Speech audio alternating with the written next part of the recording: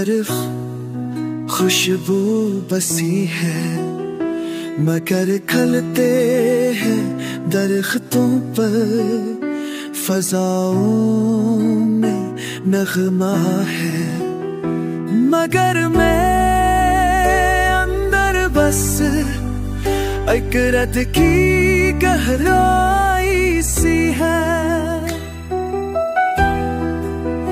कलियां हंसती हैं सबा में, तितलियां यार अक्सा है यो, जैसे कुछ भी ना हवा हो, जैसे सब कुछ ठीक हो। पर ये आंखें ढूंढती है आज भी तेरा चेहरा, हर तरफ रंगीन मंजर, पर मेरा दिल बेकरार है।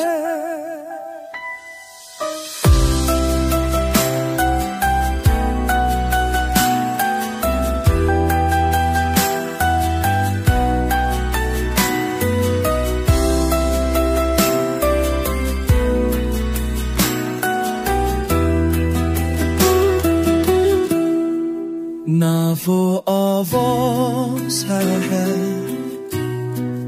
ना वो लम्सगी में, ना वो लम्हे रहे, ना वो दिन ना वो शाम। ये बाहर मेरे लिए एक ऋतुका बन गई, तुम जो ना आए हर खुशबू मुझसे रूठ गई। हर मोड़ पर तेरा तो सुर जागा है, तुम्हारी खामोशी भी मेरे दिल कर छा गई।